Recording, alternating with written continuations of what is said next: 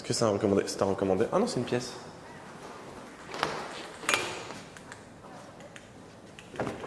Bonjour. Bonjour. Alors, Mathéo, C'est moi. c'est vous? Tada! Bon, j'ai reçu pas mal de messages en me demandant comment j'étais devenu marchand de montres, comment j'avais fait pour avoir des horlogeries et m'être lancé dans le business. Et au lieu de vous expliquer comment j'ai fait, je me suis dit, on va le faire ensemble. En gros, je me suis donné un challenge. Bon, je vais utiliser quelques avantages que j'ai, mais bon, je vous expliquerai comment y remédier. Comment on peut atteindre de 500 balles, je me suis donné un budget de 500 € à une Rolex. Donc ce qu'on va faire ensemble, c'est qu'on va acheter au fur et à mesure des montres qu'on va revendre jusqu'à atteindre la Rolex. Après, bon, vous pouvez continuer, faire plusieurs stocks, vous pouvez faire comme vous voulez, mais je trouve que ça peut être très sympa. Donc ce que j'ai fait, c'est que je suis allé sur le Bon Coin et j'ai chiné un petit peu à droite à gauche. C'est comme ça qu'on fait en fait. En fait, il faut aller sur le Bon Coin, Vinted, Vestiaire Collectif, les brocantes aussi notamment, évidemment. Après, je vous donnerai quelques tips plus tard quand on fera des recherches ensemble pour pas avoir de mauvaises surprises, pas avoir d'arnaques, etc. Et donc moi là, je suis tombé sur une Omega assez sympa. C'est une Omega du coup mécanique, plaquée or, qui avait un bon plaquage. Il faut faire très attention avec les montres plaquées or normalement parce que ça se détériore et à réparer, ça coûte une fortune à refaire. Donc voilà, là on va faire un petit unboxing comme tout le monde aime et puis voilà, allez c'est parti. Ok. Ok. Et un client. Attends. Ça j'en ai à la tonne, ouais. Ça j'en ai des tonnes, pas de problème. D'accord. Bon. Ici, vous n'en avez pas? Si, j'en ai quelques-unes. Là, j'en ai en restauration en ce moment. Un petit disclaimer quand même super important. Là, ce qu'on va faire, je vais quand même utiliser 2-3 avantages que j'ai quand même sur place. C'est-à-dire le personnel, c'est-à-dire la réactivité du coup parce que on priorise pour la vidéo. Ensuite, je vais un petit peu minimiser les frais. Et également, cette montre-là, vu que je ne la révise pas parce qu'on a eu de la chance et qu'elle est déjà révisée, je vais la garantir un petit peu plus longtemps parce que je vais utiliser des canaux de vente que j'ai déjà. Au lieu de passer sur Vinted, Le Bon Coin, Vestiaire Collectif, Chrono 24, moi je vais utiliser mes réseaux à moi, donc du coup mes boutiques, ce qui va vraiment donner un tremplin de vente normalement. Sinon c'est la honte. Donc du coup celle-là je vais la garantir un petit peu plus longtemps parce que justement une montre c'est censé quand même durer 5 ans. Quand elle sort de boutique, on doit, un confrère ou moi, on la garantit entre 1 et 2 ans parce qu'une révision c'est censé être tous les 5 ans. Ça va être le petit disclaimer de la vidéo. Maintenant je te laisse profiter, je te laisse enjoy. Bon, faut pas s'attendre à grand chose quand vous recevez des colis, Le Bon Coin, etc. Bon, petite pochette. Pas une pochette de montre, mais bon, ça fait le taf. Et voilà ce qu'on retrouve. Pour ceux qui veulent savoir, là, voilà, vous avez l'annonce Le Bon Coin. Donc là, elle affiche à 420, mais je l'ai touché en tout pour tout avec les frais d'envoi et tout à 380 €. Je l'ai négocié. Le mec était sympa. Après, si vous pouvez essayer de voir les montres en direct, c'est mieux. Mais c'est sûr que quand on commence avec des budgets comme ça, c'est souvent un peu à l'aveugle. Donc moi, j'ai eu pas mal de chance sur le coup. Je suis tombé sur une Omega relativement propre et saine. Donc, alors du coup, le verre de toute façon, le verre est d'origine, mais le verre est totalement fatigué en fait. Donc comment on reconnaît un verre d'origine? Là, on vous met un petit pop-up. En gros, faites sur les verres plexiglas d'époque, vous aviez un poinçon Omega. Et donc moi là, j'ai réussi à le voir avec le reflet. Sauf que le problème de ce plexi, c'est qu'il est beaucoup trop entamé.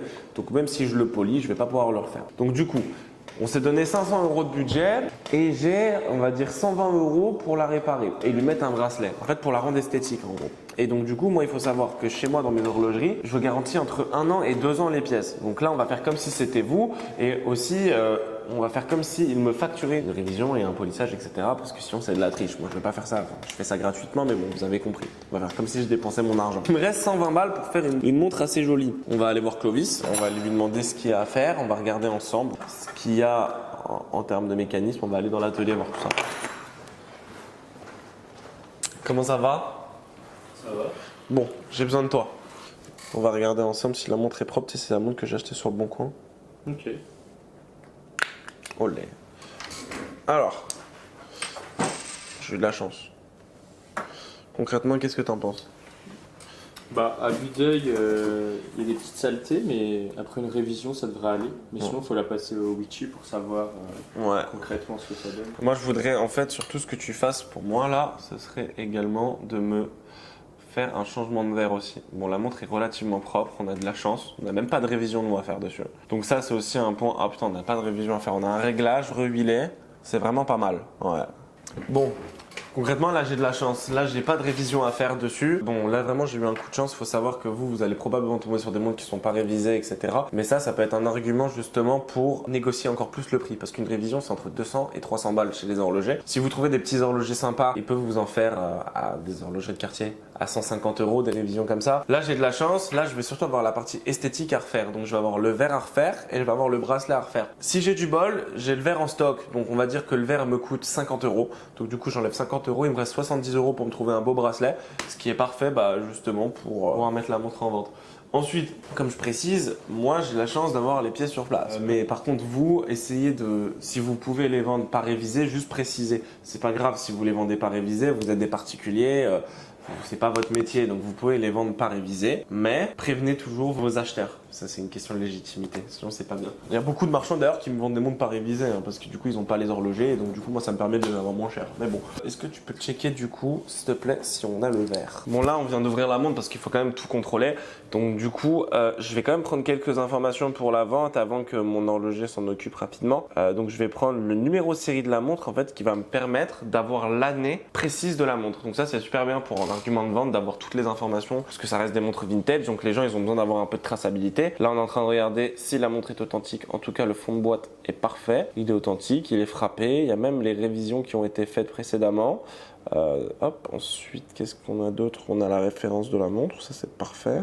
Ok, maintenant je veux le numéro de série. Donc comment en fait on arrive à dater une montre? On arrive à la dater avec sa référence et avec le numéro de son calibre. Donc du coup, petite loupe. Donc là on est sur le calibre 285 et le numéro de série, où est-il? Il est là, donc c'est 18. Donc là en fait je suis en train de dater la montre. Donc déjà j'ai vérifié son authenticité. Bon, il n'y a pas de problème sur ça, le fond de boîte correspond, je suis allé regarder les archives, etc. Fond de boîte, tout correspond, calibre ok. Maintenant je vous donne une astuce pour dater la montre. Pour dater une Omega, comment on fait? Vous prenez le numéro de série, donc là par exemple il est ici, là, donc il commence à partir de 18, donc c'est des millions, c'est en millions. Et ensuite, là, vous allez sur donc, le site que je vous mettrai en description et vous avez des listes entières en fait pour vous donner les années environ quasiment exactes des montres. Donc moi, mon numéro de série commence par 18, donc de 18 millions. Et donc j'arrive à savoir que mon Omega est de 1961. Donc ça, pour le storytelling, c'est super important. Les clients, ils adorent le savoir. Donc après, si vous n'êtes pas horloger, je vous déconseille d'ouvrir la montre. Après, si vous avez les outils et que vous avez pris un peu d'expérience, il n'y a pas de problème, faites-le. Après, essayez de demander d'aller chez un horloger pour qu'il vous ouvre la montre, qu'il vous fasse un devis, etc. Et faites souvent plusieurs devis pour pouvoir essayer d'avoir la révision au meilleur prix. Pour nous, par exemple, chez nous, s'il y a une révision complète à faire, c'est 250 € sur une Omega. Ça, c'est pour vous donner l'exemple.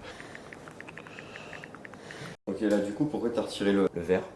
Alors du coup c'est pour prendre les mesures du verre au pied à coulisse et voir si on en a un en stock pour le changer direct. Alors là du coup je cherche le verre à partir de celui que j'ai mesuré et donc c'est un verre de 297 mm. Donc tu vas le mettre directement sur la montre? Ouais. Donc l'ancien verre, c'était quoi le problème en fait? Eh ben il était trop rayé, c'est dommage parce que c'est un Omega d'origine. Avec toutes les rayures, on pouvait même pas le polir, sinon il casserait et il serait bien trop fragile. Donc là c'est un autre verre mais c'est pas un verre d'origine. Donc là non, malheureusement il sera pas d'origine mais après c'est pas très dérangeant, ça se voit quasiment pas.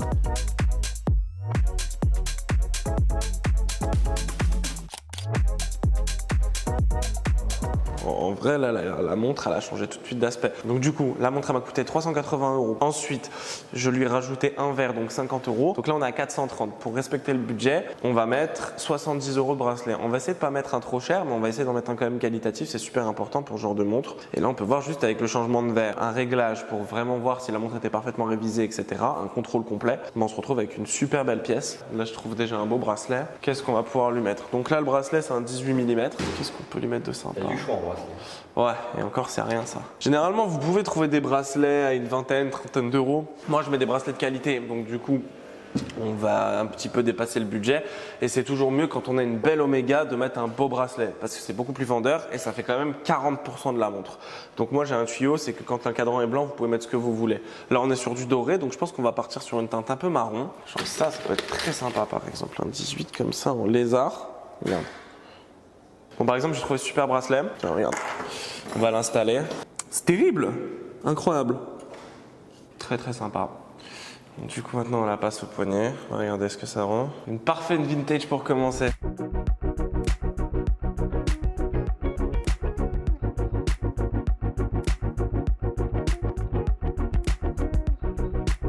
Bon là, ce qu'on va faire, c'est que là, la montre, on va la poster sur nos réseaux sociaux. Moi, je vais tricher, je vais la mettre sur Instagram, sur mon Instagram, parce que voilà, je me suis fait une clientèle, pourquoi je vais pas m'amuser à utiliser ma clientèle? Juste comme je vous ai dit, je vais la garantir un petit peu plus longtemps, vu qu'on n'a pas fait de révision directe dessus. Parce que là, je me suis mis dans votre peau. Donc, on va récapituler combien nous a coûté cette montre. Je l'ai acheté 380 €. J'ai mis 50 € de verre et mon horloger m'a quand même fait un petit réglage dessus. Ça m'est revenu à 430 €. Ensuite, j'ai mis un bracelet d'environ 70 €. Donc, c'est un beau bracelet en lézard ultra qualitatif. Là, on est à 500 €. Maintenant, moi, dans mes horlogeries, je veux que mon client il soit gagnant. Comme ça, il revient m'en acheter souvent. Donc, ce que je vais faire, c'est que je vais la mettre à un prix auquel je vais prendre une marge, mais derrière, auquel ça va payer mes frais. Mais par contre, que lui soit gagnant. Ça veut dire que s'il veut la revendre, il peut la revendre exactement au même prix, sans aucun problème. Ou alors, il pourra même plus tard peut-être faire un bénéfice dessus avec le price option, donc du coup qui est naturellement les marques de luxe augmentent, donc du coup l'occasion aussi. Donc je pense que je vais l'afficher entre 700 et 750 € et je vous tiendrai au courant. Donc là la vidéo elle est postée, le post Instagram il est posté et on va voir maintenant quand est-ce que ça va vendre et après qu'est-ce qu'on va racheter.